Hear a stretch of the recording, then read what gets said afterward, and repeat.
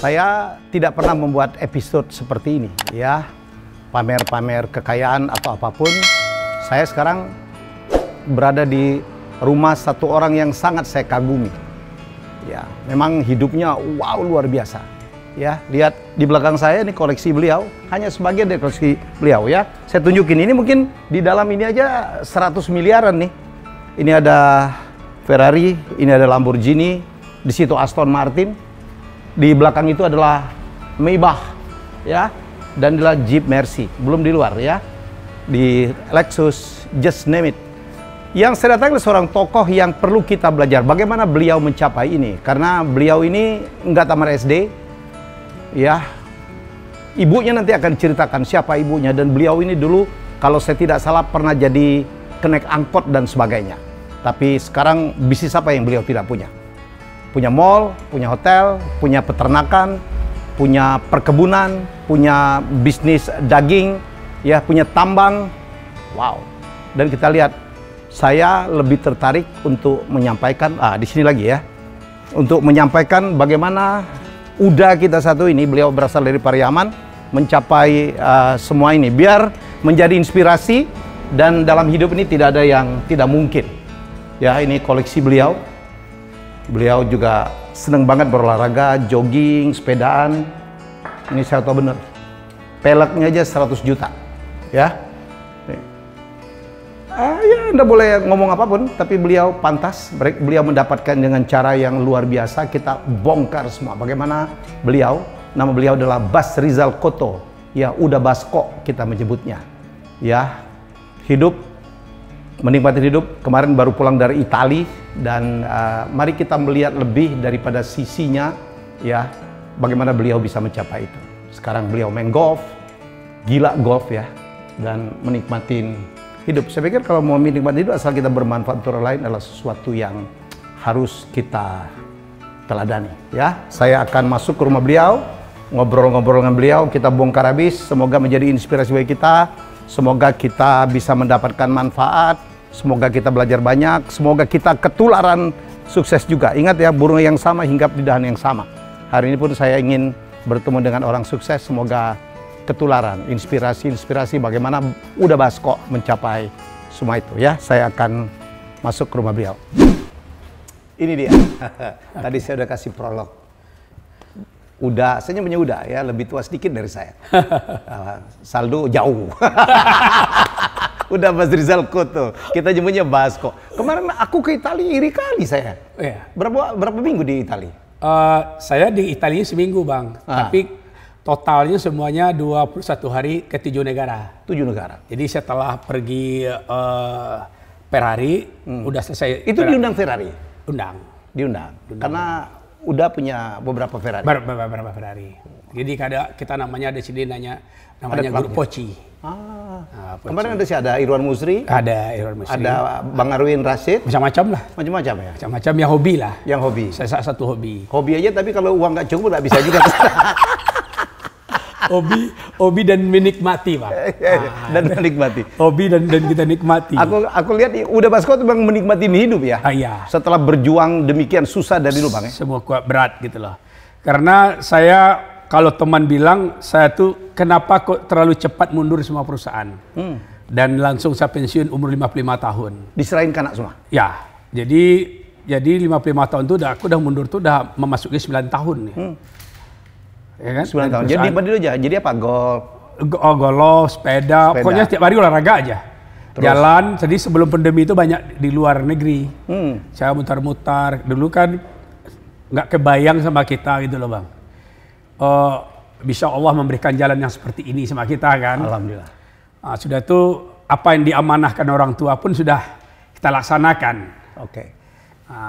Amanah orang tua yang ketiga itu kalau kita berski, jangan lupa Dunsana, jangan lupa Ama, dan jangan lupa kampung halaman. Jangan lupa Ama, keluarga lah. Keluarga ya, orang tua terutama ya. Jangan lupa Dunsana. Dunsana itu saudara-saudara. Saudara lah, dan jangan lupa kampung halaman. Nanti kita akan eksplor lebih banyak. Jadi di kampung halaman itulah makanya saya udah bangun mall. Yang pertama saya bangun tahun 94 sampai sekarang hanya satu-satunya mall di Padang. Grand Basco Mall kan. Grand Basco Mall. Ya, ada hotel di sampingnya, gabung sama hotel juga. Nah, insya Allah waktu dekat kita akan bangun lagi satu, Bang. Dekat-dekat itu loh ya? Iya, dekat-dekat. Di Pekanbaru juga ada hotel? Pekanbaru nggak. Oh, ada mall? Kita nggak, di Pekanbaru nggak ada. Oh. Tapi udah kan lamanya di Pekanbaru. Besar di Pekanbaru ya? Tahun 71 masuk Pekanbaru. Dan suksesnya itu di Pekanbaru? Iya. Nanti kita akan ungkap satu hal. Saya mau ke sekarang. Udah tuh banyak sekali stick-stick, golf itu saya dengar koleksi yang hebat-hebat ya? Hebat. Koleksi hebat-hebat tuh Bang semua. Nah, apa namanya tuh? Stick golf hobi. Saya golfnya hobi Bang. Saya golfnya seminggu berapa kali? 3 kali. Handicap berapa? Handicapnya 8. Wow, single handicap. Single handicap. Orang Pariaman dah. Orang Pariaman. Dari kampung. Kita main golf Bang kita. Kalau udah dari dulu suka. Dari tahun 86 saya golf. Oke. Udah lama banget. Saya iri betul kalau ngelihat Instagramnya. Ya, jadi teman-teman harus lihat Instagram beliau ya. Bas Rizal Koto, Basko. Wah, luar biasa. Iya. Naik moge. Iya. Harley punya berapa? Banyak Bang. Nggak mau nyebut dia. Vespa juga ya? Vespa. Kalau si Vespa. Sepeda yang mahal-mahal. Sepeda. Peleknya dari 100 juta aku dengar ya? Ada macam-macam Bang. Peleknya mahal Bang. Jadi udah memang apa? Menikmati hidup betul? Menikmati aja Bang. Jadi usaha saya serahkan ke anak-anak. Kebetulan anak-anak yang perempuan punya suami tentara. Ada anak juga yang punya suami jaksa, yang polisi. Jadi udah hidup masing-masing mereka. Betul Bang. Jadi kalau ada masalah, ada yang ini semua ya? Enggak juga Bang. Kita kan enggak ada masalah. Kita tidak pernah saya kan dari dulu kan tidak pernah berbisnis dengan pemerintah Bang. Wow. Saya benar-benar murni swasta. Jadi satu perdagangan. Jadi enggak ada maksudnya kenal sama gubernur minta proyek. Karena sama menteri nggak ada. Tuh dengerin. Saya perdagangan. Bisa tuh. Jadi kalau Anda mau kaya dengan cara yang lurus-lurus ya. Jadi nggak perlu nyogong, nggak perlu apa. Ini contohnya. Nggak ada saya mau nyogong. Jadi saya nggak punya keterikatan dengan pejabat. Tapi menantu punya tentara, punya polisi, kawan punya jaksa. Jadi kita kawan tentara banyak, kawan polisi banyak, kawan jaksa ya dapat anak satu. Amannya itu. Aman itu. Punya dokter juga ya. Punya dokter mantu. Anak 2 dokter. Mantu 1 dokter. 1 lawyer lagi. 1 lawyer lagi, 2 lagi. 2 lagi yang lawyer. Suami yang istrinya polisi, sarjana hukum juga, sama adiknya. Dan sisanya bisnis. Yang sisanya nggak ada lagi, udah pengusaha. Pengusaha semua. Iya. Melanjutkan usaha apa yang kita buat. Jadi dia punya usaha sendiri juga. Aku tuh kagum, udah tuh kan 60 lebih umurnya. Siapa? Udah 60 lebih kan usia? Sekarang? Iya. 64 maksudnya. 64, tapi fisiknya kuat sekali. Iya. OTW 64 Bang. OTW 64. Karena pitih banyak. Oh iya. Jadi saya itu memang apa namanya Bang? Saya kan New Zealand kan ketemu sama duta besar. Duta besar. Iya. Pak Dubes. Iya. 2 kali Bang saya pergi Bang. Wow. Kenapa apa? Ini memang touring? Touring sama istri. Oke. Jadi saya suka jalan. Kemarin pun kita di Eropa pagi-pagi kita jogging. Kemarin sama siapa aja? Sama ibu? Sama anak? Sama bertiga. Bertiga ya? Sama yang paling kecil tadi? Iya. Yang bungsu. Jadi kita jogging. Aku iri kali lihat. Jogging di kemana aja? Udah kemana ke Venice ya? Turunnya di Milan. Habis kalau Milan itu udah keliling pakai Ferrari semua kan? Pakai Ferrari semua ya. Itu 1 minggu. Sendiri oke. Finish apa semua udah lengkap. Habis. Ya habis itu kita ke Swiss. Habis itu kita ke Luxembourg. Belgia. Belanda, Benelux, Paris. Jadi 6 negara. Kan energi lagi susah udah. Nampak lah. Iya. Ada di situ dia bilang macam, ya? Kenaikan harga minyak 3 kali lipat. 3 kali lipat BBM. Jadi mendingan di sini lah Bang. Enak di sini sih. Nah di sini. Panik juga sopir kita yang kita sewa itu, sopirnya sempat panik Bang. Pak, kita nggak dapat di waktu di Paris tuh antrian kan apanya habis, bensinnya habis semua. Oke. Jadi akhirnya gimana? Kita banyak jalan. Saya kan orangnya suka jalan. Jadi 1 hari itu sama anak istri itu kita targetkan Kita jalan 15.000 langkah. Oh, jalan kaki dalam arti. Oke. Alhamdulillah 5.000 langkah. Alhamdulillah sampai sekarang saya 5.000, 15.000? 15.000 langkah. Kan ada alatnya tuh ya? Iya. Jadi insya Allah kita nggak ada sakit, nggak ada makan obat, nggak ada. Artinya nggak punya jadwal ke dokter lah, Bang. Ya, orang dokter tinggal manggil anak sendiri, menantu sendiri. Tapi ya kita gitu, Bang. Jadi dengan tertib olahraga saya kan olahraga. Tapi saya pikir udah nggak punya penyakit karena berpikirnya positif. Iya, positif aja, Bang. Positif. Dan saya juga nggak masuk di dunia politik, nggak masuk. Hidup saya ada pilihan, Bang. Saya tahu. Saya bilang sama kakak saya Tantowi. Iya. Jadi saya bilang udah politik kau aja, aku di luar. Jadi kalau ada apa-apa yang kena cuma satu aja. kita hidup kan pilihan, Bang. Saya pernah baca buku dari Mizan, Iya. Dia bilang rumus bahagia satu, stay away from politik. Iya, jadi pusing. Jadi kalau politik itu kan kalau kita udah masuk kaki kan nggak bisa kita mundur lagi, Bang. Ya. Jadi kalau ada anak saya silahkan aja. Tapi kita berteman dengan orang-orang politik. Oh ya, udah begitulah. Udah, oke, kita kilas balik. Saya biar Anda tahu ya. Udah Basrizal Koto ini siapa? Jadi dia nggak perlu lah ngeklaim Sultan. Ini real Sultan. Sultan Bagindo, Bang. Sultan Bagindo. Sultan Bagindo Pariaman. Oh tuh. Gelar saya, udah tahu gelar saya? Apa itu? Bagindo Sakti itu. Bagindo Sakti. Jadi yang salera Bagindo punya saya semua. Sultan Bagindo. Jadi this is the real Sultan. Memang kalau lihat posting-postingnya di IG ya, memang beliau menunjukkan kemana, pakai apa, memang pantas. Walaupun saya bilang saya nggak tertarik dengan itunya. Yang saya tertarik bagaimana beliau mencapai itu. Dan beliau ini, dulu ayah ibu apa pekerjaan Anda ya?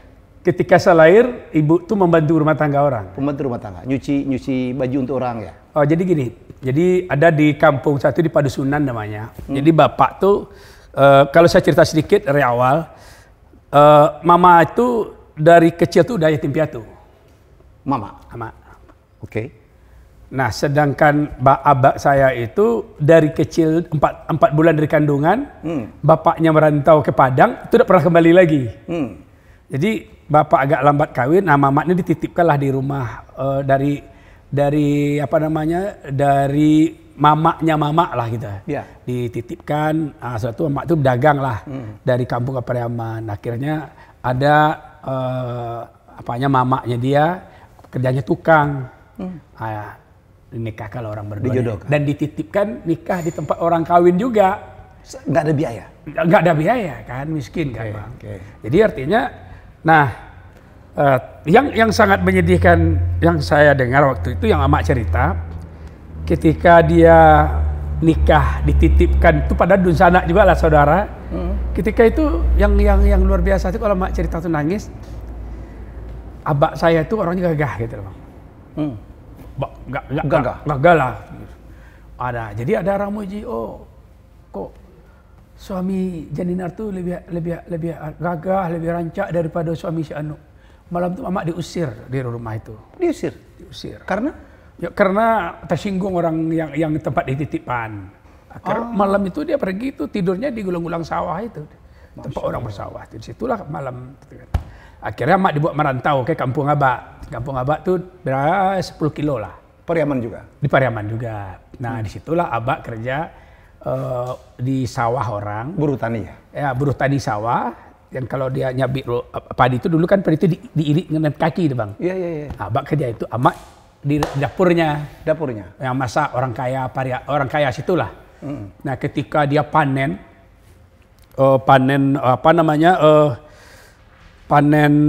padi ini, amak sibuk masak, amak lagi hamil. Nah orang tuh kalau dulu tuh kan tempat padi itu kan ada tuh Bang yang tinggi itu Bang, Garut kalau di kampung tuh tinggi itu. Nah abak lagi ke masjid, amak hamil, ndak kemana minta tolong, ndak mungkin ke majikan toh. Iya. Amak di dapur. Nah, lahirlah saya di atas tumpukan padi itu. Wow, nggak ada yang nolong? Nggak ada yang nolong. Nah, jadi kalau menurut dukun itu, mestinya aku tuh tidak ada karena ketuban aku yang lahir itu tuh, aku tuh ada 1 jam lebih dalam ketuban itu. Mestinya tidak selamat? Tidak. Kalau menurut aku tuh, orang ketuban harus dipotong langsung. Nah, abak pulang dari masjid dilihatnya, aku udah lahir, baru dipanggil dukun, baru dibuka ketuban itu, baru saya muncul. Jadi saya tuh lahir di rumah majikan ama, tapi di atas garung padi. Tumpukan-tumpukan Dan di atas padi yang sudah diirik itu. Wow. Mak saya cerita. Inilah pertanda, apakah ini salah satu pertanda juga bahwa yang bayi lahir ini akan menjadi orang kaya? Saya ya kalau ada orang bilang seperti itu ya ada juga. Tapi saya kan ya saya pasrah aja dengan hidup. Tapi yang saya bangga sama emak saya itu, dia bisa membesarkan saya biarpun dengan hidup yang sangat susah. Susah. Disekolahin? Ya sebenarnya saya ketika saya umur 7 tahun, teman-teman udah pada sekolah, saya minta sekolah sama ama, kata ama, ama alo DPT bas. Habis duit? Ama jangan sekolah dulu ya nak ya, saya tunda. Akhirnya saya bilang sama ama, kalau gitu, si bas tetap sekolah, tapi buat dagangan. Jadi ama tuh gini, jadi saya tidak masuk sekolah, tapi ikut bersekolah sama teman-teman, tapi saya berdagang. Dagang apa udah? Nah, saya bilang sama ama, dagang apa mak? Di belakang rumah waktu kan ada singkong. Si singkong tuh nanti ama buat kan lado. Daging lado, satu di daun pisang, daun kerisik. Itu diikat mama. Diikat, jadi namanya kalau kampung kami kerupuk ramuna namanya bang. Kalau sini kerupuk lado lah. Kerupuk lado lah, pedas-pedas ya. Ya. Itu, jadi orang teman sekolah aku ngantar dagang itu. Jadi udah nggak sekolah waktu itu? Belum sekolah. Jadi udah umur hampir 8 tahun, bukan umur 7 tahun, itu umur 6 tahun kan dulu udah boleh masuk sekolah. Baru saya sekolah kelas 1. Tapi tetap berdagang. Pokoknya sekolah itu tidak pernah tidak berdagang. Jadi kadang-kadang habis sekolah nemani ama menumbuk padi orang kan. Kan orang punya padi nih. Padi itu kan yang belum dijadikan beras bang. Kan ditumbuk tuh. Pakai lasung oleh kampung kami kan. Ama tuh yang gini-gini kan. Saya yang bantu ngalau ayamnya lah gitu. Kelas 1, kelas 2 berjalan. Udah kelas 3 itu sudah tidak mampu lagi bang untuk membayar iuran sekolah itu. Akhirnya guru-guru iuran untuk bayar sekolah saya. Karena saya dipikir sama guru itu saya tuh anak pintar. Anak pintar? Ya itu. Tapi setelah kelas 5 saya lihat nggak ada perubahan bang. Nggak ada perubahan. Ketika itu saya pulang sekolah itu dari jauh. Saya ya kira-kira berapa meter lah ya. Saya berdiri di balik batang kelapa, udah bawa beras nih. Kan udah jual kerupuk, kan beli beras untuk makan kan. Ditukar ya? Oke. Tukar beras. Jadi ama dari jauh minjam beras kepada dun sana. Jadi artinya dia bilang, ini pinjamlah bawa bare nih untuk masa anak. Mereka anak-amu pulang sekolah, dia aja alun makan kata saya. Jadi kata Uni itu bareh ado, tapi yang dipinjaman tidak ado. Beras ada, tapi yang dipinjamkan tidak ado. Tidak bisa dipinjamkan. Tidak bisa dipinjamkan karena yang dulu aja kau alun bayar lah. Yang sebelumnya pun belum bayar. Tolonglah nih, makan batu saja lah kau yang anak kau lagi. Dibegitukan. Begitukan. Disuruh makan batu aja. Saya ketika itu bang, air mata saya bercucuran, amak saya nangis. Saya bilang sama amak saya malamnya, saya tambah tegar bang. Saya minta sama amak saya, mama harus mengizinkan kamu merantau, mau berhenti sekolah. Jadi udah izin merantau? Izin merantau. Dulu amak kan tidak boleh dari dulu. Jalan nak, ibu anaknya amak, siapa nolong amak lagi, gitulah cerita amak. Siapa yang nolong amak? Jadi kira enggak mak, saya bilang. Awak merantau, 3 bulan awak dirantau, awak janji jemput amak. Udah bilang begitu? 3 bulan. Ya, masih bahas kakak masih bahas ke Pekanbaru. Kenapa tujuan membawa ke Pekanbaru? Dulu di Pariaman tuh tujuan tuh merantau tuh Medan, Pekanbaru, Palembang, Jambi. Bukit Tinggi? Oh, itu nak merantau tuh bang. Ini merantau di tempat. Itu nak merantau itu. Karena kan Sumatera Barat kan harus keluar. Keluar, oke. Tanjung Karang. Tanjung Karang. Tujuan. Itu tujuan orang-orang Minang, orang Pariaman merantau itu. Jadi itu. Tanjung Karang, Palembang, Palembang, Jambi, Pekanbaru, Medan. Nah, itu kan kalau orang pulang tanah. Mbak pilih ada teman, ada orang dari Jawa kampungnya merantau Pekanbaru. Anaknya itu kan pulang menjahit, pulang pakai kalung emas segala macam. Saya tak masak Pekanbaru aja. Ya. Nah, kebetulan beberapa hari yang lalu di kampung itu ada namanya motor Purnama Raya. Motor Purnama Raya? Mobil Purnama Raya. Menambangnya Pariaman Pekanbaru. Bis ya? Bis. Ya. Boleh lihat tuh. Barangke waktu itu hari Rabu. Mau berangke itu, buat tagak-tagak situ. Ada orang suami istri mau berangke. Ambo kecian kayaknya. Nih, ambo ikut merantau nih. Tolong ambo ini ya, ambo numpang nih. Baca rohnya tuh nanti angkol ketangkok, baca rohnya kecilnya kan? Bagaimana caranya ya? Iya, nih tolonglah nih, perlu ambo naik dulu. Nggak kenal udah dengan orang? Nggak kenal. Oke. Yolah ya, uni kecilnya ambo nak uni lah tuh. Baca roh tempat duduk ambo tagak. Berdiri aja kan, lu kan berdiri anak ketek kan. Jadi nggak bayar? Umur 2 tahun nggak bayar. Pada selesai. Tapi di tengah jalan, di tengah perjalanan di Tibo di kira-kira Lampion sampai itu dulu itu kan Pekanbaru Padang itu 2 kali nih pelayangan tuh bang. PRI malam dari Padang ke Pekanbaru PRI malam. Mobil pakai keiwing, hampir Tibo di Pekanbaru lewat Pangkalan lah. Jadi kami berhenti, motor terkolong ketahuan oleh stokar ketahuan dari dulu kan ada stokar, ada kontrole, ada sopir gitu. Orang itu kan bertiga. Iya. Suka.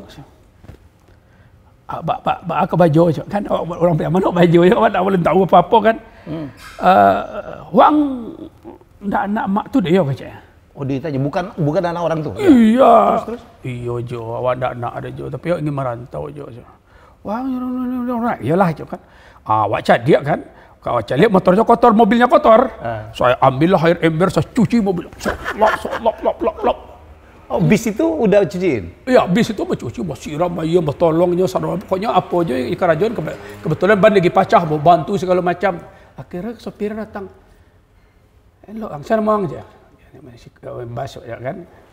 Nah, jadi kalau setiap dulu bus itu kalau makan di rumah makan kan mejanya beda sendiri tuh. Iya, meja sendiri, meja sopir kena. Iya kan. Abi Okan Rajo ini panggil sopir, kami habis makan silan. Wah, santap kan. Jadi sisa dari makan dia, makan juga. Makan blat, sampai di Pekanbaru karena orang rajin 2 hari lagi perjalanan, semuanya mau kerajuan lah kan. Tampaknya suruh cuci mobil segala macam.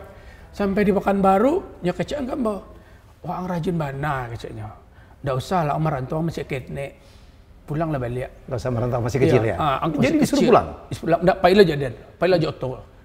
Nggak bekolah gadang tinggal di rumah dan lah kecilnya. Nggak dah. Nggak jo, awak harus merantau, harus tinggal. Umur berapa tapi udah? Udah balik tahun tuh. 12 tahun. Bang, siapa yang nggak umur 12 tahun biasanya? 12 tahun. Nah, tapi kalau begitu saya bilang 12 tahun. Nah, oke, ala batekat banau lah. Pas turun di waktu itu di Tangerang. Jadi kalau mobil Pekanbaru itu Tangerang itu tengah malam. Nah, selesai awak turun, penumpang lah turun semua kan? Ya. Awak lah turun lah. Tak tahu tampe nggak? Tampe dan kali 7 itu tak tahu. Nggak tahu. Cuman yang penting tuh bagi saya itu ketika itu bang, saya sangat membara. Saya punya tekad yang kuat dan saya tidak pernah gentar gitu loh bang.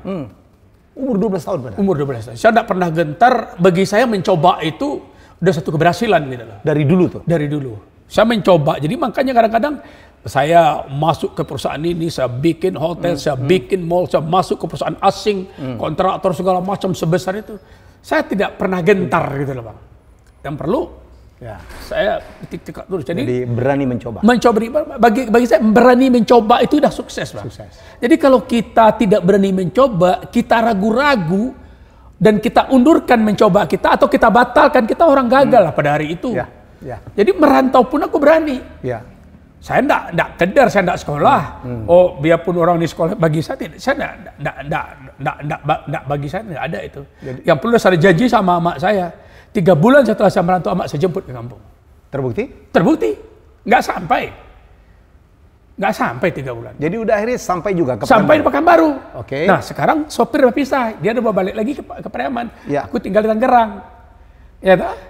Di Tangerang itu, dari Tangerang tuh ke terminal tuh jalan kaki. Di Pekanbaru. Dari kan awak tiba jam 2 malam. Berapa pagi jam 5 pagi, ambil jalan kaki ke terminal. Awak kan kelalok lah di kelalok kan udah tidur kan. Ya. Jalan di terminal itu tagak di terminal pagi kan. Ser, datang mobil oplet namanya Iril 32. Seingat supirnya orang Lintau. Orang Lintau. Orang awak juga. Iya, orang awak yang punya mobil itu pegawai Garuda Indonesia.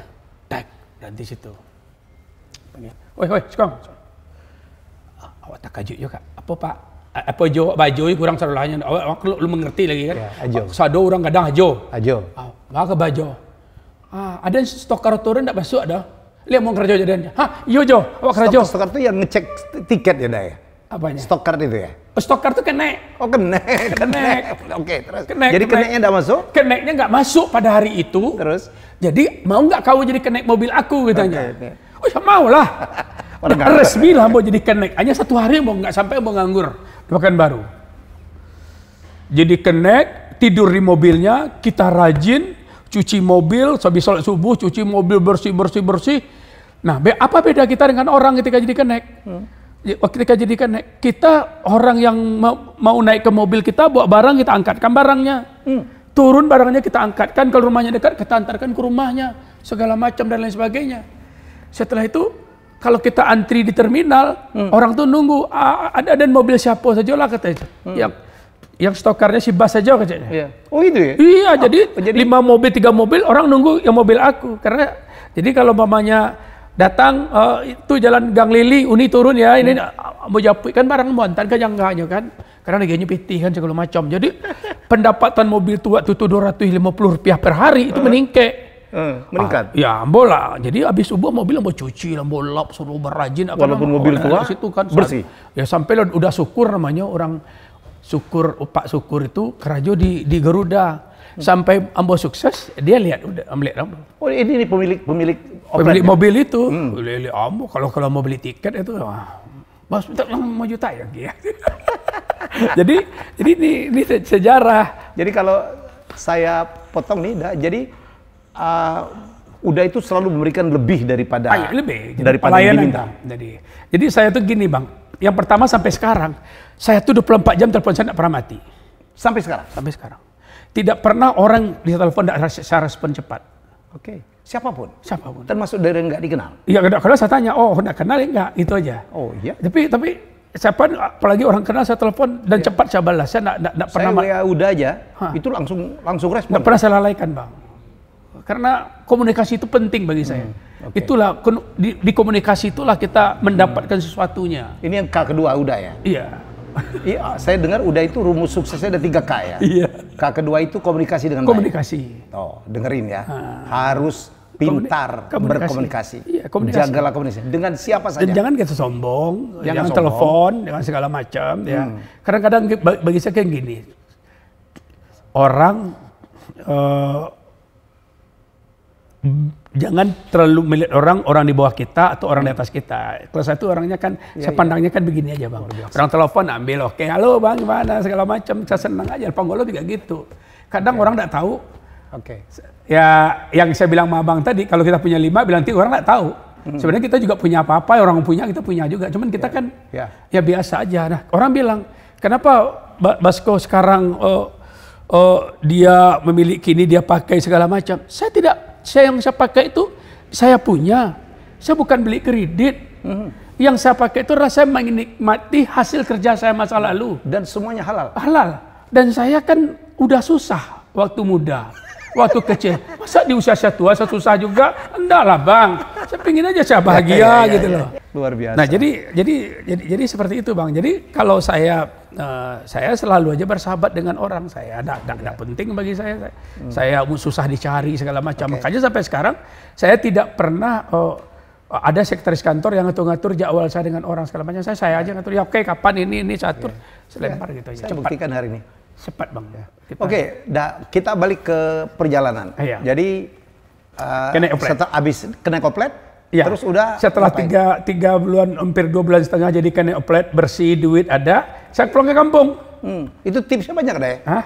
Udah duit dan tip. Duit udah ada. Wah, aku makannya. Jadi kadang-kadang sopir makan ya udah makan. Nah, tunggu sopir habis makan, nah tuh makan dia. Makanlah enggak bayar kan di rumah. Jadi induk samang kita yang punya mobil sayang.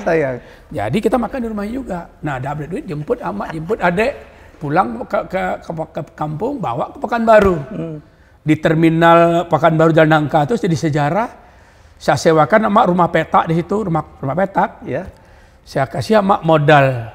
Belikan apa namanya tuh panci, tempat goreng, belikan minyak, belikan singkong segala macam. Amak bikin goreng pisang di depan terminal itu. Ada adik saya lah Jojo di terminal itu. Kan makan baru tuh. Nah, alhamdulillah saya terus bang. Setelah tuh yang luar biasa itu, setelah saya umur 14 tahun, 2 tahun jadi kena oplet, saya ditawarkan oleh sopir itu bang. Bas, kau tuh sangat rajin. Nggak ada lagi katanya. Jadi dia berminat dan sangat berniat umur 15 tahun kan, berniat untuk membuat saya itu mengajar saya jadi sopir. Naik pangkat. Terus? Kecil-kecilnya kan itu udah kayak samang kan itu. Dah, ajar tuh si batu oto lain nanti kalau oto aku biar dia ngurus katanya.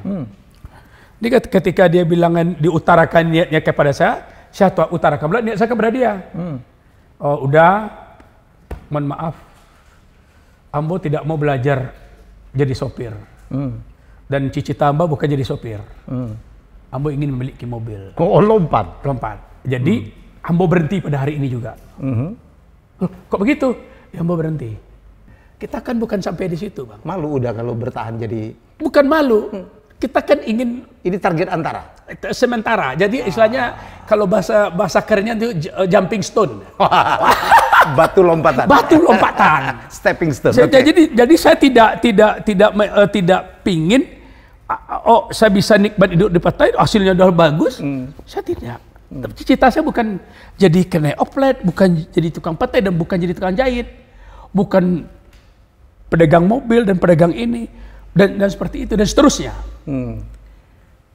Nah, terus jadi menjahit. Nah, jadi udah saya belajar menjahit, saya belajar motong aja belak-belak. Habis itu saya udah bisa menjahit, saya udah sewa kedai di Bombaru segala macam. Di mana nih? Di Pekanbaru. Di pasar bawah. Enggak, di Bombaru. Di Bombaru. Ya, dekat Siak, itu saya sewa lah 3.500 kedai setahun kan, sewa. Saya tinggalkan Pattaya ini. Kenapa? Untuk lebih besar? Enggak ada seusul untuk lebih besar, tapi saya tidak mau, saya fokus. Nah, saya belajar menjahit itu, setelah saya pandai belajar menjahit, saya udah punya mesin jahit. Nah, saya kan tergantung modal nggak ada bang. Kalau yang baru kita beli, mesin sewa satu kita punya, kita bisa belajar. Jadi apa caranya? Kalau orang dulu tuh menjahit itu bang, kan kainnya itu kan di apa bang? Di bal-bal itu ya? Bukan di bal bang, digantung-gantung. Kan gantung kain itu kan? Oke. Saya ada kehilangan akal saya. Saya datang ke toko kain. Ambo buka jahit di situ aja bang. Umur 17 tahun tuh bang. 16 setengah. Oh, buka jahit ya, oke. Sudah tuh. Saya mau beli kain Anda. Tapi saya pingin sampelnya, saya lihat dulu sampelnya. Oh, nih sampelnya ambil tuh katanya. Sampel jahit itu. Saya ambil sampel itu, saya lihat. Nah, siapa pelanggan saya pertama? Pelanggan saya pertama sopir oplet, kena oplet semua itu saya datangin. Itu kawan semua. Ambo datangin. Salah-salahnya menjahit, ada masalahnya kan. Wah, ambo bola dasar apa bahan kan kau ajak dia segala macam. Ada tanya juga, mak barang ikut aja, barang di gudang. Kamu kan di gudang kita, di gudang orang itu kan. Kok cocok. Wah, sukses Pak jahitnya dari toko 1 ke toko 2. Nah, dari itu tahun 77 sampai 78 saya berangkat ke Padang. Oh. Saya jual jahit saya kedua-duanya, saya pengen ke Padang menjahit di Padang. Saya rasa ilmu saya belum cukup, saya menuntut ilmu ke negeri saya. Ke Padang waktu itu lebih memampan. Saya buka lah menjahit di Simpang Garu Padang itu. Simpang Garu Padang sampai sekarang masih ada tokohnya itu bang, Simpang Garu Padang itu. Nah, ketika saya sewa tempat di Simpang Garu Padang tuh orang Padang tuh bilang saya gila semuanya bang. Kenapa? Karena Simpang Garu tuh orang gagal semua jahit, nggak ada jahitan di situ, nggak ada. Tapi saya nggak putus asa, saya sewa tempat, saya sewa mesin, saya segala macam. Itu tahun 78. Setelah itu saya datang ke toko-toko di pasar Blok A Padang itu yang jual kain itu. Saya minta sampel-sampel kainnya yang ada stok. Saya taruh di meja saya. Karena orang yang menjahit dulu itu kan dia tuh kan taruhnya tokonya dia diam aja nunggu orang. Satu menyerang gitu loh bang. Nah dasar sampel itulah di depan Simpang Garu tuh ada komplek PJKA, ada komplek BI, segala macam. Saya masukkan ke tas, saya bawa itu, saya datang ke rumah orang itu. Udah datang? Datang waktu itu orang belum ada. Jemput bola. Orang belum ada marketing kayak gitu bang. Saya datangin bang, kebetulan di PJKA tuh ada apa namanya bang, orang Jawa dari Jawa untuk PJKA lah, orang dari Jawa untuk perbantuan untuk PJKA kan dari mes. Saya datang mereka ke mes. Pagi mas, oh ada apa? Mas baru datang di Padang ya. Oh, nih saya jahit depan mas, saya bilang. Waduh, sampelnya begini aja. Iya mas, barangnya mana? Kalau mas udah pilih barangnya ada. Mas kalau jahit sama saya, kalau nggak bagus bang nggak usah bayar. Itu beda dengan tukang penjahit lain. Waduh ini boleh coba ini, bagus nih katanya. Itu ada yang cananya robek segala macam, saya jahit gratis semua, seneng dia kan. Oh salah. Dari itu saya udah mulai datang. Nah puncaknya saya datang ke Indarung Padang. Indarung itu ketika itu semen Padang nggak ada jahit itu toko. Saya datang kan. Sarayu mereka, Pak kenapa jahitnya karyawannya jahit kita aja, saya bilang. Ini bahannya, ini seragamnya kenapa? Ayo yang iyo cantik ayo. Nah akhirnya saya masuk ke situ, saya dapat jahitan 500 style, maksudnya bayangkan tuh. 500 style? 500, saya penjahit terbesar. Jadi tahun 79 aku beli motor, pertama beli motor, Honda 70 itu 240.000 rupiah. Beli, waktu itu 240.000 besar bang. Saya belilah sepeda motor tahun 78. Udah gaya tuh ya? Duh. Saya masih sewa rumah peta. Saya beli itu sepeda motor, saya bawa ke kampung kan. Orang kampung ngejar tuh. Oh, sepeda bermesin. Belum pertama itu bang. Sepeda bermesin gimana? Ya 7 nah. Dari motor 1, bla bla bla. Dari tukang jahit 1 jadi tukang jahit 2. Motor 1, motor 2. Nah, saya masuk ke Blok A Padang. Nah ini ada teman-teman Blok A Padang sampai sekarang kan kawan saya semua. Di Blok A itu kan ada pedagang-pedagang motor tuh. Nah, persatuan Blok A saya masuk. Apa bedanya Blok A Padang, orang pedagang Padang itu dengan saya? Teman-teman di Blok A, maklar Blok A Padang itu, dia baru berangkat dari rumah jam 10 siang pagi. Jam siang. 10. Jam 11, 12 dia ngota-ngota, jam 2 baru dia mau olah-olah orang. Saya tidak. Saya pagi datang sholat subuh jam 6 pagi, saya sudah sampai di Blok A jam 7 pagi. Kan mama saya pesan begitu. Harus bangun pagi sebelum matahari terbit, sebelum ayam berkokok, disitulah ada rezeki. Itulah rezeki. Rezeki. Jadi sampai sekarang saya itu. Jadi kalau udah lewat jam 5, habis sholat subuh saya tidak pernah tidur bang, dimanapun. Ya. Saya pasti berjalan dan mengakeh istilahnya. Nah setelah itu saya di Blok A pagi itu, datanglah orang di situ. Orang ada yang megang uangnya, yang dari Solo, dari mana, yang mau datang. Ada apa? Awak kembali Honda. Gitu. Awak beli motor. Mau beli motor, saya beli Honda. Berdua motor saya, orang udah gede-gede kan. Nah orang-orang ini saya kumpul saya bawa ke rumah. Saya kasih kopi, saya kasih goreng. Nah, apa mau cari Honda apa? Mak mau cari Honda aku. Aku carikan teman-teman punya, saya jualkan, saya dapat komisi kan. Jam 12 aku udah jual motor 2, mereka masih ngota-ngota juga. Jadi udah waktu jadi maklar lah. Maklar motor. Tapi ada sepeda motor 1. Tapi kan saya kan sepeda motor 1 untuk transport kan. Untuk transport. Nah, jadi saya jual bla bla bla. Nah, dari 1 sepeda motor saya jadi yang terbesar di Blok A. Pai sepeda 12 dan menjadi saya tinggal. Itu udah tuh lompat ya. Tapi gitu Bang, cita-cita saya bukan menjahit Bang. Dan juga, Blok A ini saya paling besar Bang. Satu mobil itu tahun 80 saya jadikan satu mobil. Dari motor jadi mobil? Mobil. Saya pingin jual beli mobil dari Jakarta ke Pekanbaru, ke Padang, ke Palembang, apa gitu loh. Nah, saya kan belum pernah ke Jakarta. Ya. Nah, oke. Setelah saya jadikan mobil, saya belilah mobil ketika itu Rp1.800.000 satu mobil. Mobil apa masih ingat? Mobil Kijang tahun 78, 77. Masih? Kotak kepalanya Bang. Kijang kotak. Iya. Ya, oke, terus? Itulah modal saya semua. Nah, kan setelah beli mobil kan timbul persoalan. Kita kan belum pernah bawa mobil sama sekali. Hilang akal saya tidak. Saya bilang sama yang punya mobil, nah, tolong apa isi minyaknya penuh-penuh, bensinnya penuh isi bensin, mobilnya taruhnya tepi jalan, ngadepkan ke jalan lintas jalan gede. Iya, waktu itu Padang kan sepi. Nah, pagi habis sama bayi PT-nya, besok ya tuh mau naik Mikrolet. Mikrolet Padang kan sama mobil 5 itu. Iya. Mencari orang tuh lah bagaimana masukin gigi, terus 1, 2, 3. Belajar nyetir mobil. Belajar di alam aja Bang. Nah, jam 10 malam, ambo datangin mobil mulai. Kunci di tangan kan. Ambo naik mobil, ambo belajar sampai pagi. Pertama mobil itu lompat-lompat Bang. Tapi dipastikan sampai pagi jalannya udah lurus, udah bisa belok. Jadi udah tuh kemauan belajar. Nggak takut mencoba hal yang baru. Tidak ada takut mencoba. Bagi ambo mencoba itu, ambo bukan anakmu mencoba itu 50% kita sudah sukses. Iya, kalau kita tidak mencoba 100% gagal. Tapi kalau mencoba 50-50. 50-50. Ya, ini kata-kata yang luar biasa. Dan itu membuktikan. Ambo bukan sekedar bicara teori. Yang saya ceritakan sama abang tadi mendetil itu, hampir mendetil itu. Dan ini perjalanan hidup. Dan dari mobil itu udah akhirnya menjadi? Jadi dari mobil terjual. Jadi jualan mobil satu.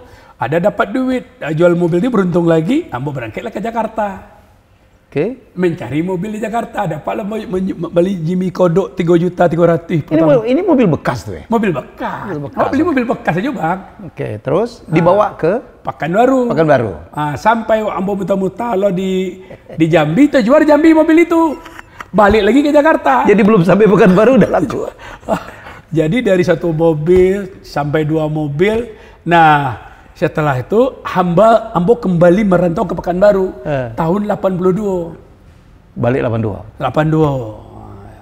Setelah menikah, balik ke Pekanbaru, ambo bertekad ambo merantau ke kota yang pernah mengalahkan ambo. Merantau ke Pekanbaru tahun 82. Nah, di situ ambo mau apa yang belum ada di Pekanbaru ketika itu. Orang menjual aksesoris mobil. Nah, seperti kaca pilem, masang tip di mobil sebelum belum ada di Pekanbaru, tapi di Padang udah ada. Di Jakarta banyak. Waktu mau beli mobil nampak tuh. Nah, mau sewa toko, mau buat lah di Pekanbaru pertama itu. Aksesoris mobil Bang. Antene itu Bang dibeli sini 4.000, ambo jual 50.000 gitu. Pasang tip mobil segala macam itu Bang. Nah, itu ambo jadi yang terbesar. Di situ ambo punya showroom mobil, ambo diangkat jadi dealer mobil, Pak Probo, dan lain sebagainya Bang. Nah, ambo masuk ke Caltech, 1 mobil, 2 mobil, sport charter, jadi kebetulan Pak Probo kan habis punya dealer Chevrolet itu, mobil itu ada 400 unit, tidak bisa dijual sama dia. Tidak bisa dijual sama Pak Probo. Terus jadi udah saya bilang charter kan? Saya cerita Pak Probo, Pak, kenapa mobil Pak nggak bisa dijual Pak? Itu tuh, si Ali tuh. Kamu ngomong, saya ketemu Pak Probo kan. Saya cerita lah sama dia kan. Saya pedagang mobil begini-begini. Ambo lah punya mobil di Caltech Pak. Tapi gini, tapi Chevrolet ini bisa masuk ke bisa saya jual semua ke Caltech. Yang panjang-panjang ini bisa jadikan oplet Pak. Apa kamu tanya? Saran kamu? Mobil ini kata Pak Probo kan. Yang panjang ini kita jadikan oplet Pak. Di Sumatera Barat itu kan banyak opletnya itu mobilnya Toyota Kijang yang kotak-kotak. Kita kasih sopir Pak, pemilik mobil. Jadi seluruh mereka kredit ke Bank Jakarta, Pak Probo. Jadi gimana caranya? Saya tagih tiap hari Pak. Jadi sopir jadi pemilik mobil Pak. Konsep itu? Ya, konsepnya. Abang ngasih. Langsung potong ya? Ya, potong. Jadi tiap hari, jadi mau tanya, Wang store kalau Mbok Kijang itu store pada pemilik satu hari berapa? 50.000 gitu. Yeah. Atau 50.000 kan? Yeah. Oke, kau berani store sama saya? 50.000. 50.000, tapi setelah lunas mobil jadi milik kamu. Dianggap cicilan? Nggak cicilan. Mau tapi semua? mau tagih tuh hari. Oh, semua ribut. Pecah rekor 300 unit terjual mobil, Bang. Kredit banyak kartu semua, teken mereka semua, cek KTP segala macam, semuanya kalau mau ke Padang tuh nangis semua. Kalau ndak sama si banyak kan punya oto kami itu segala macam. Iya punya oto. Mau punya dealer, mau buat dealer Padang lo itu. Oke. Jadi punya dealer Chevrolet. Nah, sekarang ada lagi mobil 400 unit Chevrolet pendek 4x4. Pak Prabowo pusing gimana cara mobil udah sampai di sini di Jakarta. Udah naik rumput di atas mobil itu. Tenang Pak, saya bilang. Kita bikin dealer di Pekanbaru, nanti Bapak pembukaan dealer, Bapak datang ya. Datang ya. Nah, waktu itu gubernurnya Pak Supripto. Dulu kalau Pak Prabowo datang ke Pekanbaru itu kan bentuk malaikat maut, Bang. Iyalah. Ini keluarga Pak Harto ya. Cendana. Kita udah psikolog nih, Bang. Kita udah main sama Sigit. Kita udah sama Moyapto, Bang. Kita udah. Oh, udah main golf? Oh, udah. Kita lah udah di Arseto kan. Itu udah peningkatnya udah tinggi. Arseto ya. Sudah bikin golf. Buka dealer Chevrolet, saya undang tuh direktur Caltech. Dan Pak Prabowo dalam pidato saya sampaikan, kita kan komunikasi kan. Pak Prabowo ini direktur Caltech, Pak, saya bilang. Ada kawan si Pak Rumbai ya. Rumbai Pak Busai namanya. Oh ya, Pak Prabowo bilang gini, Dek, gimana tuh kamu kok pakai mobil Jepang aja? Kamu kan perusahaan Amerika toh? Ya Pak, pakai toh mobil Chevrolet. Kita mau pakai Pak, kita mau pakai. Tapi belum ada proposalnya masuk. Udah. Si Basko yang masukin. Siap. Saya teman-teman kan. Saya Angel Black. Saya masuk tender, masuk semua mobil itu tender 1000 unit kita aja tuh. Jangan-jangan udah tuh ketemu mertua saya loh. Siapa? Mertua saya tuh Sopianudin. Itu dulu di Caltech ngurusin beginian. Sopianudin. Iya, beliau itu. Kenal aku dia, Pak. Apa?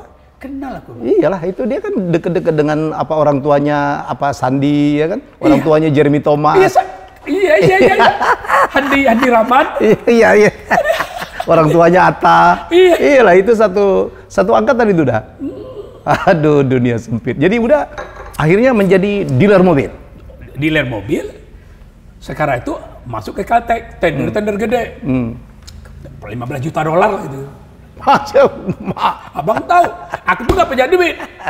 Bank garansinya gue minta asuransi. Aku tender tuh, aku menang. Jadi setelah kita buka dealer, saya tender. Nah, saya ketika itu tadi menang Caltech. Menang Caltech. Ya. Duitnya dari mana?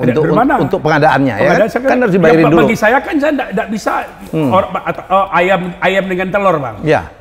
Ayam dengan telur mana yang harus saya cari dulu? Saya cari ayam dulu atau gini? Atau saya cari kredit dulu, saya ikut tender. Ya. Ini kan enggak jadi-jadi. Ya. Saya ikut tender dulu, saya menangkan. Uangnya belakangan? Uang belakangan. Nah, karena apa? Saya pernah kenal satu orang. Ketika itu saya kan udah nasabah bank. Saya udah punya kredit. Ketika itu 15 juta. Selain di Bank Riau, saya punya kredit di Bank Bumidaya namanya. Bank Bumidaya itu Pak Imam Wahyudi itu kepalanya. Nah, kawan saya Minggolov. Ketika itu waktu peresmian Bank Bumidaya itu Pak Surasa datang ke Pak Surasa, Bang. Karena di root Bank Bumidaya dulu. Sebelum jadi Bank Mandiri. Sebelum Bank Mandiri. Pak Surasa itu di rootnya. Udah kenal juga? Oh, kenal waktu peresmian saya datang. Wah, bagus ya. Golok kau bagus ya. Kenal Pak. Ya, Pak. Wah, di mana kamu? Saya nasabah Pak di Pekanbaru, tapi masih kecil Pak. Tapi kalau saya nanti dapat di Caltech besar, bagaimana Pak besar? Oh bisa. Kalau kamu dapat Caltech nanti beritahu saja. Yang penting kontraknya, uangnya masuk ke Bumidaya semua. Oh siap Pak, saya bilang. Nah, saya ikut tender. Pas dapat tender itu kan kalau diuangkan 300 miliar Bang. Zaman itu? 90 Bang, 98. Jadi pas Pak Harto turun itu, dolar naik itu, mobil saya lagi bergerak semua Bang, saya bayangin tuh. Tagihan $1 juta satu bulan. Wah, dolar saya mulai kontrak. Dolarnya gelembung? Iya, saya gini Bang, kontrak dolar, utang saya rupiah. Jadi udah tuh beruntungnya luar biasa ya? Ya Allah. Nah, setelah itu oke kan, saya datangin Pak Surasa. Pak salah satu saya dapat nih kontrak nih di Kaltek nih. Kan atau kontrak Kaltek saya nggak ada salah satu tolong sekretarisnya. Ibu, Pak Selasa sibuk Pak, oke Pak Ibu. Saya cari teman saya Garuda kan. Coba kamu lihat dulu, Pak Selasa tuh dalam waktu dekat ini kan kita banyak channel kan. Terbang kemana? Terbang ke Surabaya. Terus? Tiket bisnis. Mana caranya Bu samping duduk saya bilang. Tolong khawatir. Tato. Ini ilmu lagi nih. Kita bisnis terus deh, Pak. Masuk ke Surabaya. Kamu yang kata. Siap Pak. Kata. Pak, saya kan begini Pak, ini. Saya dapat tender Pak. Oh, cerita kan 1,5 jam, 1 jam. Wah, ini bisa, ini bagus ya. Tapi uangnya harus masuk ke Kaltek semua ya. Harus ke Bank Budaya semua ya. Kamu besok datang ke kantor ke Jakarta, ngadap saya. Masih di situ deh, masih yang di Menteng ya? Yang gedung tinggi itu. Ya gedung di Menteng, yang di belakang Mandarin ya? Iya. Oke, terus? Datang kita ke situ kan. Datang ke situ, sekretaris udah tahu, kita ngadap Bapak. Cabutnya memo. Proses segera, saya setuju. Abang sampai ke Pekanbaru, pecah dunia Bang. Kepala cabangnya menggigil Bang, balik kredit sebesar itu saya menyelesaikan mobil. Itu berapa juta Bang? Jam 400, bus segala macam, 1.000 bisa Bang. Berapa juta dolar? 15 juta dolar? Iya, gede ya. Nah, saya kan pinjamnya rupiah. Pinjam rupiah? Kan ditawarin, ya. Lu mau pinjam rupiah atau pinjam dolar? Rupiah dong. Kan kontrak lu kan dolar. Dolar ya. Nah, orang semuanya pinjam dolar Bang. Iya, oh gitu. Kontrak dolar, pinjam dolar. Iya, udah? Saya pinjamnya rupiah aja Pak, saya bilang. Jadi panggil saya namanya, ada Pak Kepala Perusahaan, ada Ibu Dewi. Aduh, Mas Rijal, semua orang itu kalau kontrak dolar pinjamnya dolar. Anda lah Pak, Abo nggak ngerti ngitung dolar, capek Pak. Abo pinjam rupiah karena Abo beli mobilnya dolar, rupiah. Kan beli mobil di Mitsubishi, beli mobil di Bersi, semua kan beli mobil Toyota, banyak macam-macam mobil kan Bersi. Punya Bang. Ada 300 semua kan. Jadi nggak Chevrolet lagi ya? Nggak, Chevrolet masuk. Chevrolet udah satu paket. Yeah. Kan saya ikutin paket, menang semua paketnya. Duitnya dari mana? Nah, sudah itu saya pinjam rupiah. Teman-teman yang Kaltek bilang saya orang bodoh ya. Ada kalau bilang itulah orang nggak sekolah. Ledek gini, nggak sekolah, nggak ngerti. Ternyata dolar pinjamnya rupiah. Ternyata disitulah keberuntungan Bas Rizal Koto. Saya bilang, saya itu bukan tidak mengerti, Bu. Aku tahu jelas, aku nggak sekolah, tidak ngerti aku. Aku pinjamnya beli mobil rupiah, pinjamnya rupiah saja. Jadi dikonversi lah rupiah itu jadi ke dolar. Jadi bayar mobil orang rupiah semua. Dibayar bank, sisa untuk saya. Jadi artinya kalau mobil itu saya beli waktu itu 15 miliar atau 30 miliar. 30 miliar. Jadi ke rupiah semua. Nah, 30 miliar itu yang saya bayarkan ke mobil kan 28 miliar, saya masih ada sisa untuk saya itu. Karena mobil kan ada diskon untuk saya segala macam kan, bla bla selesai. Mobil jalan rupiah. Nah, waktu tagihan dolar. Dan dolar naik. Nah, itu kita ikut dolar tuh waktu itu kalau salah tuh dari 2000-an ya? 2100 menjadi 16.000. 17.000, 16.000. Jadi naik 8 kali lipat. 3 bulan saya naik itu lunas utang saya semua, Bang. Dan saya terus kontrak saya diperpanjang 2 tahun. Dan dari situlah ledakan pertama seorang Uda Bas Rizal. Karena bodoh, Bang. Bodoh tapi ada orang yang miskin, Bang. Bang, ada yang miskin. Pinjamannya apa? Kontraknya rupiah, pinjamnya dolar. Itu pintar. Miskin itu. Kalau kita tidak. Kontrak kita dolar, pinjamannya rupiah. Itu orang pintar tadi ya. Nah, jadi itu. Nah, bagi saya dan sampai orang kantor saya, ada buat saya bilang, kan saya rekrut orang Kaltek 2 nih. Jadi saya tak ada namanya, ada Anwar, ada John. Kamu gaji di Kaltek berapa? Saya bilang. Waktu itu gaji mereka 15 juta, deh, saya bayar 25 juta deh kamu. Kerja sama saya aja. Saya ambil orang budidaya juga satu, Bapak saya bayar 2 kali lipat gaji. Jadi Amba kan ngerti, Bang, tidak sekolah. Jadi untuk ngurus bank, cari orang bank. Untuk ngurus Kaltek, cari orang Kaltek. Kamu bayar mahal gaji mereka semua. Jadi ini rumus lagi nih ya. Jadi beliau boleh tidak tamat SD, tapi beliau mempekerjakan orang-orang yang profesional. Profesional, orang-orang pintar. Orang pintar. Jadi saya tidak takut menggaji orang mahal. Jadi saya bayar mereka. Jadi mereka yang ngurus perusahaan saya. Jadi bagi saya ya nggak ada masalah. Kalau mamanya harus mengeluarkan 100, kalau saya untungnya 200, masalahnya.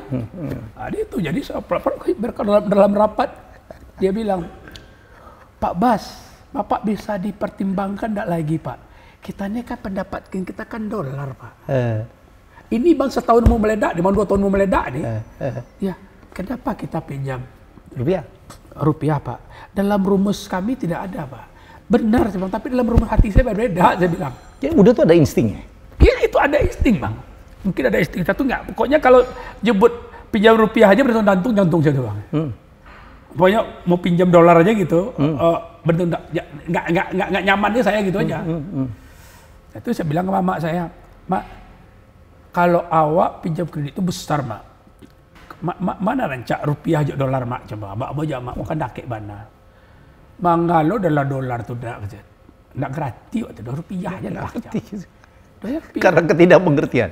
Ketidakpengertian. Dan udah ngikutin nasihat dari Ama. Oh, kata Ama mau ngecek bantu itu Mama negara. Sudah saya putuskan. Ya. Pinjamannya tetap rupiah. Perintah Ama nih. Ya, enggak bukan. Ya, pertama. Cabat waktu ketemu Mabang, Pak Surasa lagi ketemu. Sama Pak Surasa, loh, pinjamannya rupiah ya? Siap Pak, rupiah Pak, ya siap. Wah, kalau jago lah, kalau lebih dapatin kan. Udah apa-apa Pak, wah oke, ada apa-apa, ya kasih. Itu nilai pinjaman waktu itu lah 350 miliar. Umur 30 tahun. Jadi Bang, nah setelah blok, dolar melambung. Artek kontraktor hancur semuanya Bang. Yang pinjaman dolar tadi Bang. Yang merasa pintar-pintar itu. Habis semuanya dah. Mobil saya diminta diperpanjang 2 tahun. Itulah kita beli tanah TB sama Tupang, kita beli tanah segala macam. Kemarin sedikit tanahku dibeli sama Oso. Ya, cash 100 miliar bayar sama dia. Nah, jadi perjalanannya seperti itu Bang. Nah, dari itulah saya bangun hotel, bangun mall ya. Saya beli tanah di Padang, semua tanah saya itu Bang. Pekanbaru itu. Udah punya tambang juga ya, Udar ya? Dulu saya tambang. Ya, dia ada cerita lagi itu Bang. Kita kan punya dia. Punya koran, bupati kan takut sama kita semua. Jadi kita nggak mau dikasih uang, kita minta tambang aja. Tambang, batu bara? Iya, batu bara, tapi jualan semuanya terima duit, gue nggak mau kerjain. Ismet, gubernur otorita, Kepri, ya. Tanah banyak kasih aku tuh. Nah, tapi aku jual tanah. Memang real pedagang udah ini. Dagang, jadi saya tidak ada pemerintah. Udah ini juga ya, apa bisnis peternakan daging juga ya? Oh, saya peternakan terbesar di Indonesia di Pekanbaru lah Pak. Aku dengar udah supplier daging untuk Sumatera. Oh iya, cuman saya punya peternakan di Riau. Nah, setelah berjalan bagus 300 hektar. Dibeli oleh Suman Sabta. Karena utang tidak ada, karena saya udah mau pensiun. Saya udah pensiun nih. Jadi aku jual aja. Jadi udah tuh, apa ya? Saya anggap orangnya beruntung banget ya, Dah. Mungkin itu doa mama saya, Bang. Jadi keberuntungan saya itu dan kemauan saya itu keras dan yang masalah itu cita saya. Alhamdulillah bagi saya yang paling saya menyenangkan itu apa yang saya dapatkan, abah saya itu menikmati. Jadi artinya, saya mendapatkan uang di Pekanbaru itu 7 juta.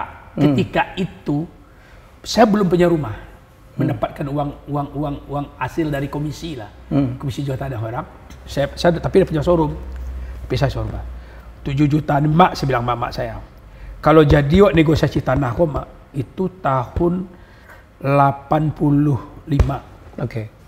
Kalau jadi tanah nih Mak, saya bilang, awak dapat komisi 7 juta nih Mak. Mak ni haji Mak yuk coba. Ya nak, lu nak ada keturunan awak ni haji lagi Mak, kata. Belum begitu? Belum ada keturunan naik haji. Keturunan mak kami itu tidak ada yang naik haji, belum ada yang naik pesawat. Mak aku lah kan. Jadi Bang itu, mau tanah itu beli orang berdua mak saya doa gitu Bang, jadi insyaallah mak daftar ke Mekah. Nangis dia?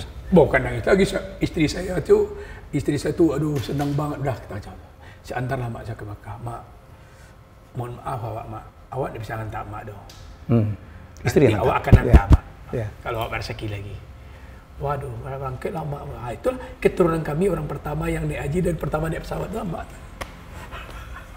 7 juta. Udah izin nunjukkan ini Ibu Janinar itu dah. Iya, amak saya. Sudah masih ada dah? Udah meninggal. Tahun? Udah 8 tahun. Inilah saya pikir apa sumber dari keberuntungan seorang Bas Rizal Koto ya? Saya doanya. Amak saya ini orang luar biasa, Bang. Dimanapun saya berada, kalau saya sakit dia tahu. Kontak batinnya luar biasa. Ketika mak saya ini batuk, menelepon saya, apapun pekerjaan saya tinggalkan. Dimanapun saya berada, saya harus datang ke tempat orang tua saya. Ada satu ketika, saya ada acara yang sangat besar sama Pak Zoranas, bersama-sama Pak Emil Salim segala macam. Amak telepon dekat Pak Zoranas. Izin Pak, saya harus berangkat ke Pekanbaru. Loh kenapa Bas? Ini kan acara gede. Pak, amak saya kurang sehat. Saya terbang. Jadi apapun bentuknya, pekerjaan siapa penting apapun. Ketika mama saya telepon, dia kurang sehat, saya tinggalkan semua. Luar biasa. Di Pekanbaru? Di Pekanbaru. Dimakamkan di? Di Pekanbaru. Pekanbaru. Dia, ini masih banyak lagi sejarahnya nih Bang. Ketika mama saya ini hidup susah, bapak saya pergi merantau, tidak pernah kembali. Oh. Tidak pernah kembali Bang. Ditinggalnya? Ditinggal. Sampai sekarang? Saya enggak, ada cerita lagi. Saya merantau itu tuh, abang tidak ada. Karena kemiskinan abang tuh pergi merantau. Merantaunya ke Jambi, di Jambi itu naik kapal ke Pelita namanya Bang. Naik kapal. Tiap malam ketika saya masih kecil, mama waktu itu sebelum merantau, mama tuh menangis berdoa. Ya Allah, di mana suami saya? Kuatkanlah iman saya, ya Allah, kata mak saya kan. Jangan sampai saya pisek katanya. Jadi artinya jangan sampai saya nggak kuat menahan derita ini. Jangan sampai saya silap atau bunuh diri lah, itulah. Pisek maksudnya. Mak saya nangis, air mata bertetes. Itu salah satu yang membuat saya jadi cita saya itu begitu juga. Saya bilang sama amak saya, dalam hati saya nih, ketika saya mulai sukses, saya akan cari abak saya ini, dan akan saya nikahkan dengan amak saya kembali. Dan aku menikahkan amak saya dengan abak saya kembali, Bang. Ketemu akhirnya? Ketemu, saya cari Bang. Di mana abak ketemunya? Di Jambi Bang, saya naik kapal.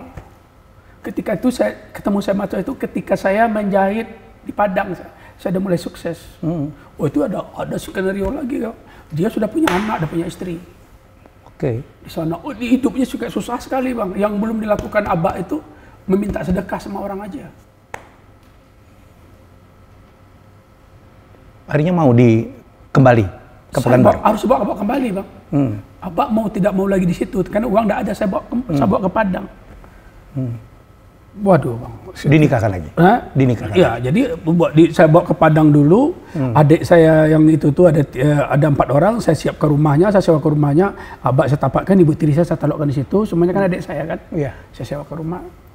Habis itu, amak saya tuh, biarpun dia tidak suka, tapi dia tahu.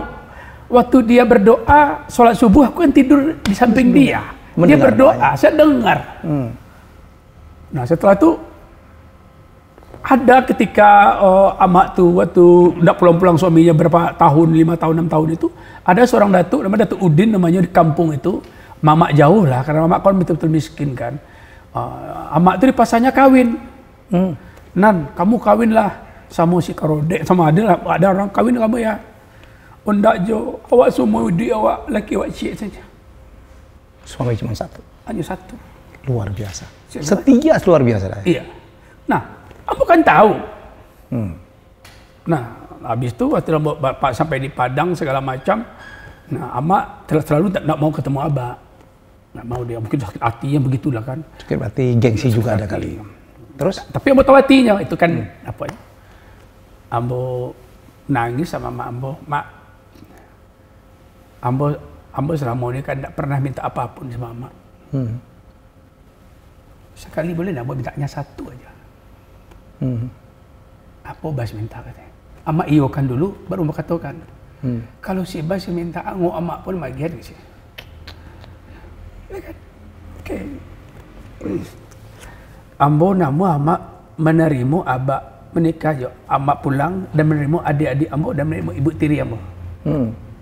Biarlah abak, tidak ada masalah. Lagi sama paluannya ambo. Kalau itu Bas amak setuju katanya.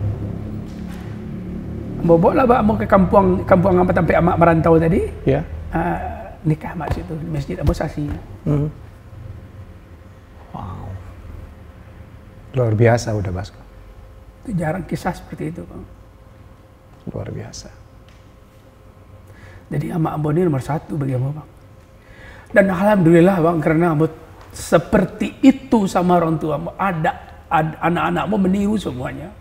Ambo tidak boleh merokok sama Ama. Bas jangan merokok ya nak, jangan dibakar duit nak, jangan dibakar piti. Orang miskin. Dari awal sampai kini Ambo tidak pernah merokok. Tidak satu pun anak-anak Ambo yang merokok dan tidak satu pun Mengikutin semua. semuanya menentu pun ada orang merokok. Anak Ambo seperti itu. Nah kalau merantau nanti nak sampai di rantau orang pandai-pandai lah mengecek, pandai-pandai berbicara. Komunikasi. Berbicara lah di bawah-bawah. Bicara di bawah-bawah, tidak boleh tinggi di atas. Bergaul ya dah? Ya, bergaul. Pandai-pandai membuatkan diri, gitu kan. Tahulah diuntung. Tahu diuntung. Tahu nasib kita. Kita orang miskin, kita orang susah. Itu kita pertama sebelum kita merantau. Nah, itu kita pegang, Bang. Nah, jadi artinya, jadi ya seperti itu, Bang. Jadi ini kan Ya. baru satu kisah emak dengan abah. Saya pribadi sini kan punya kisah juga. Saya kawin pertama yang tadi foto tadi itu istri tua saya, ponakan mama, tempat emak menumpang hidup. Nah, ketika saya ke Padang, yang Rena dengan Wendo itu anak yang tua. Si Brian anak ibu kedua, istri 10 kedua. anak Bang. Sekolahnya abah gue tidak pernah bertengkar sekalipun sampai sekarang Bang. Nggak tahu lagi anak mana segala macam. Tahun 86 gue kawin Malita sama yang kedua ini. Orang Batak, orang Seregar. Tak pernah sekalipun cecok sama yang tua, sekali aja nggak pernah. Luar biasa udah. Yang ngurus anak sekolah Lita semua. Istri sampai anggota DPR RI Komisi 3 deh kan Bang. Nah, jadi seperti itu kisahnya Bang. Jadi ketika tahun 86, nah ini cerita lagi dikit Bang. Ambo dipanggil oleh Ama Ambo. Istri Ambo yang ponakannya menangis-nangis kayaknya.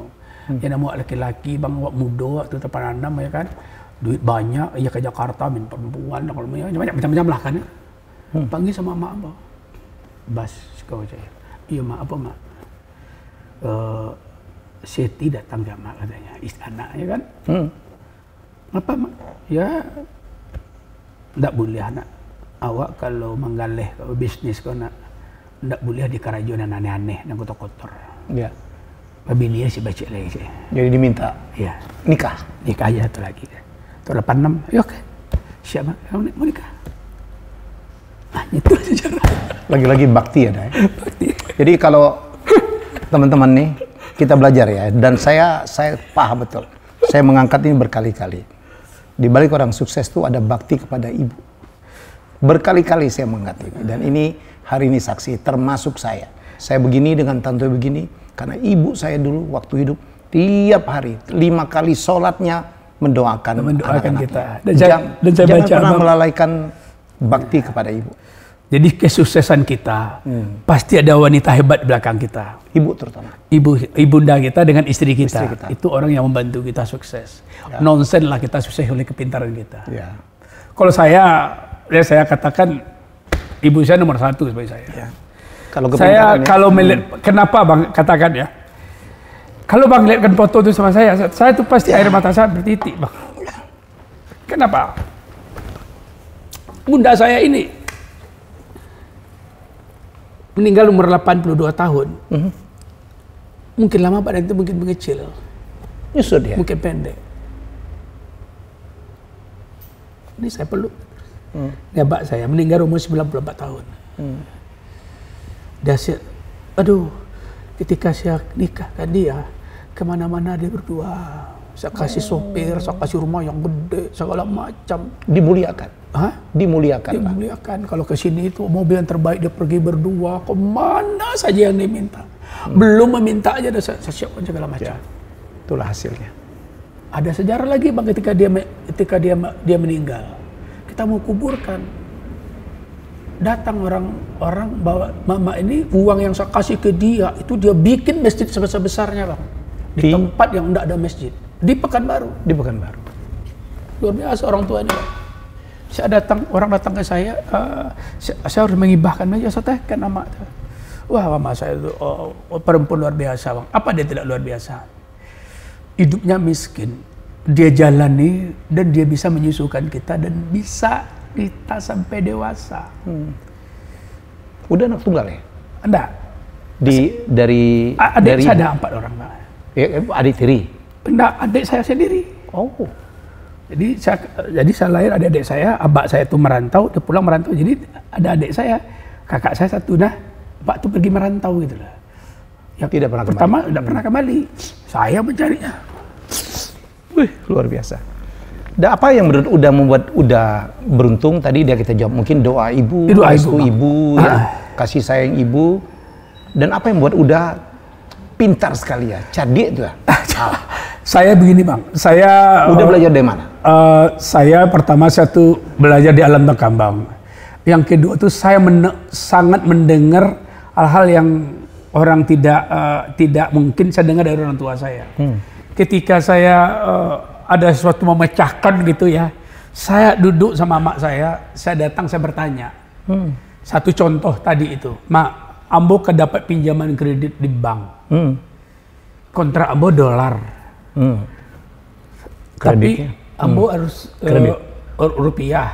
Nama nerancak dama rupiah. Ambo ketika memutuskan nih rupiah pinjaman ambo.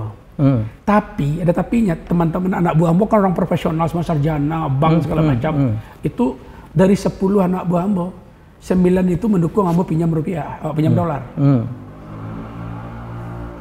Nah kan, udah seperti itu semuanya kan. Ambo minta lagi ke saya mak ambo, sama pemikiran mak ambo sama aja ambo. Mangalo dolar. Ngerti dolar. Mengapa pula lah kita dolar? Mengalot. Iya aja lah. Nggak ngerti dolar ya. Nggak ngerti kita dolar. Dan itu yang menyelamatkan. Nah, iya. Waduh bang, di situ abang bisa bayangin bang. Sebenarnya saya banyak cerita dari beliau tentang beliau ya, sukses, bangun mall, sukses. Ada cerita-cerita. Jadi keberuntungan beruntun untuk Bang Abasko ini. Tapi ini panjang banget. Jadi ini harus episode kedua. Bagaimana akhirnya dia punya mall dan ada keberuntungan. Ada musibah di Padang pun beliau selamat ya. Waktu itu yang waktu gempa ya. Dan beliau orang hancur dan beliau. Kita dapat asuransi bang. Dapat asuransi yang bermiliar-miliar. Jadi orang hancur dan beliau selamat. Jadi udahlah, jadi hidup ini bukan pintar-pintaran secara akademis. Alhamdulillah itu. Ya alhamdulillah itu. Sekarang perusahaan kita nggak ada punya utang ke bank. Makanya jangan sombong, jangan karena sekolahnya tinggi. Jadi satu lagi bang, kalau saya ada umpamanya saya pakai Ferrari, saya pakai ini segala macam. Selain saya memotivasi anak-anak muda. Kalau dengan kita mau, kita bertekad, juga semuanya bisa kita miliki. Tidak ada yang tidak mungkin. Tidak ada yang tidak mungkin. Nothing is impossible. Tidak ada yang tidak mungkin. Saya seorang anak pembantu rumah tangga, dilahirkan miskin, tidak menamatkan sekolah SD, dan saya merantau sendiri dengan tekad saya membaca, dengan kemauan saya yang luar biasa. Nyatanya Allah memberi jalan kepada kita. Kalau kita pingin sukses, memang harus tekad yang kuat gitu loh. Harus berani mencoba gitu loh. Satu yang mesti kita lakukan adalah berbakti kepada orang tua kita. Saya kemarin ada seminar di Padang. Saya selalu dulu ketika masih umur saya 50, saya selalu memberikan diundang oleh universitas, UI, UGM, ITB, semua universitas terbaik. Saya sudah pernah diundang oleh mereka untuk memberikan ceramah. Bagaimana caranya mahasiswa itu kalau dia sekolah tamat tidak usahlah jadi pegawai negeri. Saya udah pernah ceramah di situ bang. Termasuk Ari Kenanjar berapa kali undang saya kan. Tanya Pak Ari Kenanjar. Kalau banyak orang ribuan, saya yang suruh ceramah sama Ari Kenanjar. Karena menurut Ari Kenanjar tuh saya itu adalah bukti. Kalau dia itu teori katanya. Udah bahas itu, udah bukti. Nah, jadi artinya gini, ada pertanyaan guys pada saya bang. Mendadak pertanyaannya bang. Pak Bas Rizal katanya, saya mau bertanya, ini baru kemarin nih bang, saya dengan Sahroni, diundang oleh Ahmad Saroni. Om Ahmad Saroni diundang oleh di Padang, begitu banyak masih ribuan. Kami bertanya Pak Bas, saya ada catatan Pak Bas katanya, kebetulan katanya saya orang Pariaman dan ada dari kampung kami, dia ketika melamar kerja di perusahaan Pak Bas, dia tidak lulus, ditolak lamarannya. Sedangkan dia butuh pekerjaan. Habis itu jalan akal dia pergi ke rumah Pak Bas, ke rumah mak saya.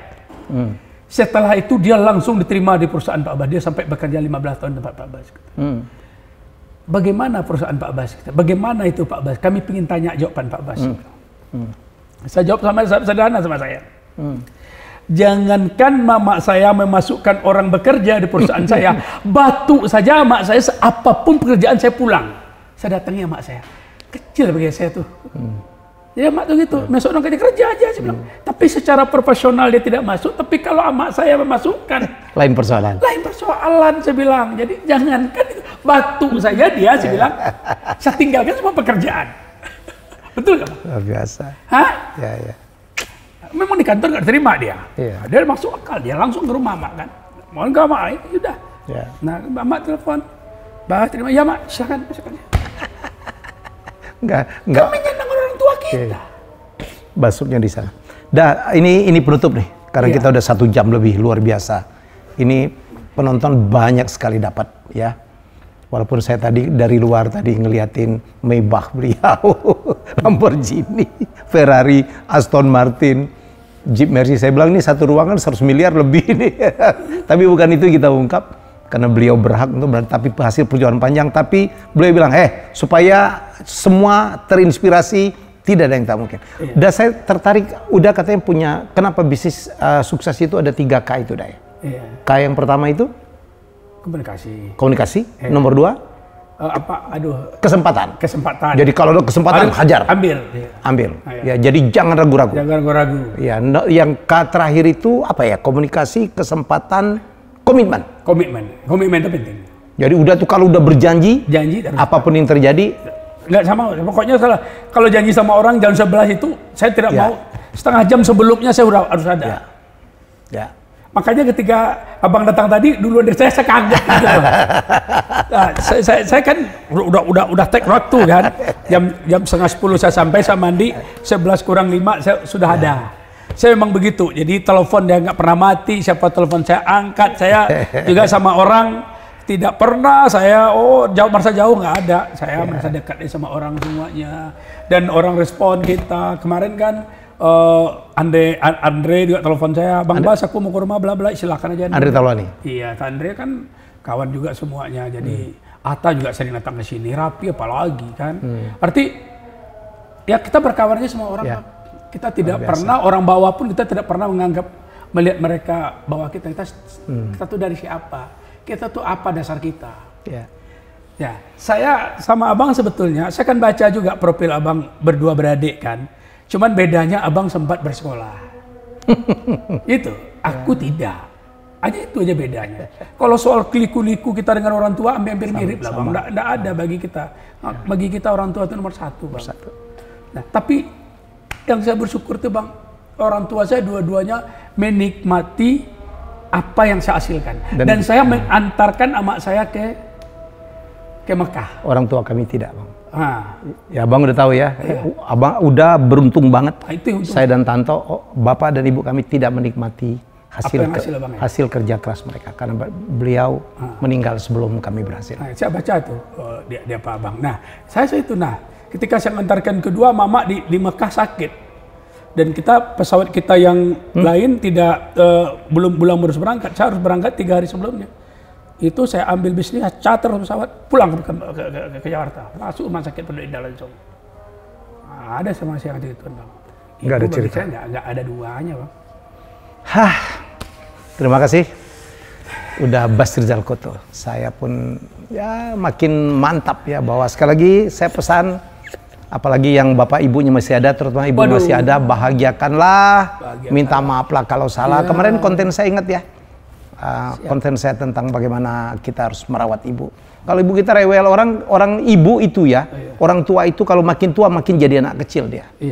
Ya. Makin lama mengecil. Makin lama badannya mengecil dan kelakuannya pun makin jadi anak kecil. Makanya kalau Bang lihatkan foto, saya langsung. Ya langsung saya bawa sengaja. Pasti mengecil. udah nangis. Ya. Mungkin lama makin mengecil. Ya. Jadi ibunda kita itu, aduh, ya. beda lah dengan istri kita kalau melahirkan pakai sesar ya. Ibu kita susu tinggal minta, pakai AC kan. Jadi kalau ibu di rumah kok makin tua, makin nyinyir, makin rewel gitu, ya itu bagian dari ujian ya, Daya. Siap. Ya, jadi yang kemarin ada komen-komen di konten saya terakhir waktu saya bilang ibu maaf itu tentang ada ibu yang tua kok nanya ini burung apa nak berulang-ulang sehingga anaknya hilang kesabaran. Aduh, saya bilang kasih. Nah, itu saya konten saya. Dan ada juga yang sempat wah itu ibu kok ngeprank, ibu kok nggak ikhlas. Terserah. Apa yang Anda pikirkan, apa yang Anda sampaikan itu adalah gambaran dari diri Anda. Jangan sampai menyesal kayak saya. Ya, ini contoh nyata. Ya, karena berbakti kepada ibu. Jadi, dan beliau ada lagi sukses. Bang orang ngomong sama saya, Bang. Orang tanya, Pak Bas tuh pintar ini. Apa mungkin saya bilang tanpa doa ibu saya bisa jadi begini? Nggak mungkin saya bilang. Mungkin. Usaha-usaha saya namanya usaha ada begini dalam suasana yang berat. Tahu tuh ada aja pertolongan. Ibu saya mendoakan terus. Sama ada. Saya pernah diundang dibahas oleh Ustadz Quraisy Shihab. Ngebahas kenapa Helmi Yahya kok bisa cemerlang ya pendidikannya. Jawab, padahal waktu kecil nggak pernah minum susu karena nggak mampu beli susu. Ya jawaban beliau cuma satu ya. Karena doa ibu. Ibu.